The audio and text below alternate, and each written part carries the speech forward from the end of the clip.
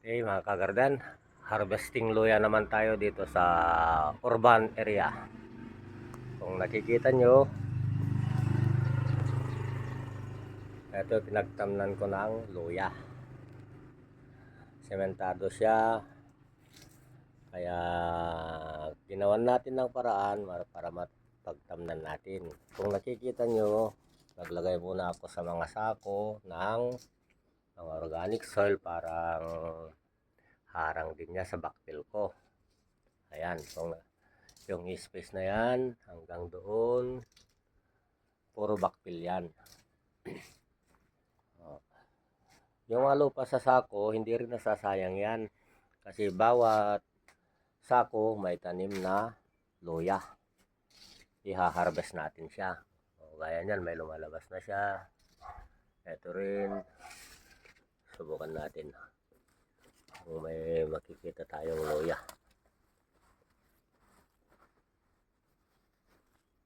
So, yun. Nakakalabas na siya. Pwede nang i-harvest. Pati lahat yan. Luya din lahat yan. Naitanim ito noong second week ng April. Magkasunod lang sila sa pinag-harvestan ko doon sa may Tuaw, Cagayan, doon sa likod ng bahay ni na Mrs.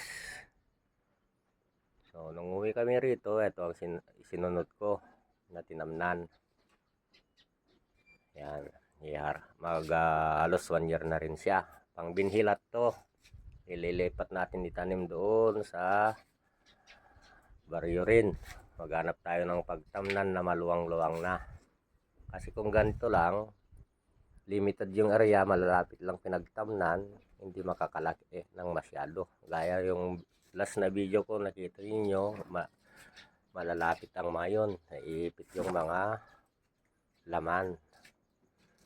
So, pag tanim ko sa baryo, sa mga binhi ko na ito, ide-demo ko lahat kung paano magtanim mula sa umpisa para maka-harvest tayo ng magagandang klase ng luya.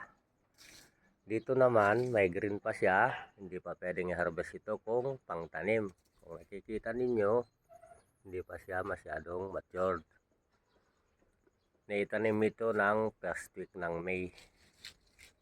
Kasi hindi ko kayang pagsabay-sabayin na magtanim. Nagtatanim lang ako pag nagbabakasyon ako galing sa trabaho. Pag umuwi ako ng Sabado at Linggo. So, nakulang ang pinagtamnan ko noon. Kaya yan, pati balde, nalagyan lahat. First week ng May ang naitanim ang mga ito. So, hintayin na muna natin na mag-mature siya bago i-harvest para pang tanim din. Puro backfill to sa paligid. Gaya rin dito, backfill din. Okay, yung may mga green, maayo na itanim yan. Hindi pa pwedeng harvestin. Tingnan nyo, nakasako. Backfill din yan. Hindi pa pwedeng harvest. Pero sa banda nito, nauna rin ito kasabay yung nasa likod. Pwede nang i-harvest. Yung nagpapakita na yung mga laman. Yung iba, nade-dehydrate na siya. Late na ang pag-harvest ko, pati rin sa labas. Tingnan natin, bibidyo natin siya.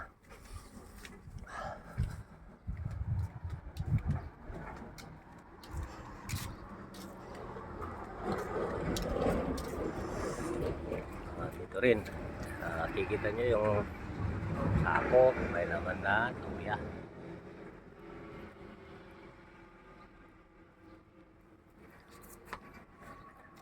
Kaya rin sa likod, backfill din ito. Kung nakikita ninyo, mayroon siyang sidewalk. Binakpilan ko siya, naglagay din ako ng sako. Tinagyan ng lupa para pangharang sa backfill sa pagtamnan. Pero lahat ng mga sako, may laman din na luya. Tatamnan din ng maliliit lang na piraso ng luya. Kikita ninyo, yun, halos di na kinaya. So, lahat yan, nabakante na yan, natamnan nun ng luya yan. Mga second week ng April. So, i-harvest natin siya ngayon. Tingnan natin, i-compare natin sa luya na galing na pinagharbesan ko sa may rural areas doon sa Tuaw. Dito na urban gardening din tayo, backyard din. Nakikita nyo, napapansin, ayan din, nade-dehydrate na yung luya. Hindi ko natakpan, na-expose siya sa init. Dito naman may tanim ito ng plastic ng maiden, kasabay yung mga may green pa, may dahon-dahon pa, kaya hindi pa pwedeng harvestin ito kung pangtanim. Hintayin na mag-isang taon bago i-harvest pag nalanta na ang mga dahon niya. Okay, so lipat tayo sa kabila. So ito yung isang bahay namin na tinirahan ng anak ko yung isa. Dito walang nakatira kaya pinagtatanan muna natin. Punta tayo sa amin house doon. May mga tanim pa tayo na luya doon na pwedeng i-harvest ngayon.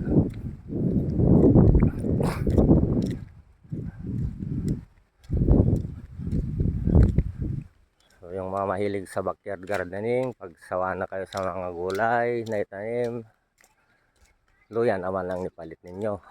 Yung mga luya kasi prepare ko yan na itanim para sakto pag nag-retire. O doon lang tayo galing, huwag kang harap lang. Tingnan natin.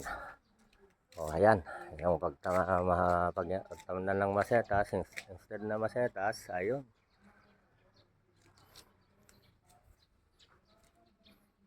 Luya rin. Ayan, pwedeng ma-harvest na ito. Dito, hindi pa pwede. Sweet Siamese ito, grafted. Ito. Sweet Siamese. Calamansi. Luya. Okay, yan. Pwede lang i-harvest to. Instead na masetas, kaya sinabi ko, hindi pwedeng makain yung masetas. Kaya puro gulay-gulay na lang. Ito. Yan. Mahaharvest na ito. Pwede na ito. Okay. Hanggang dun. I-harvest na natin yung mga luya niya. Ayan. May ano rin dito. Grapes. Baka sakaling mabuhay siya. Yan. Nagawan ng balad. Lang sa taas. Subukan natin din. Okay.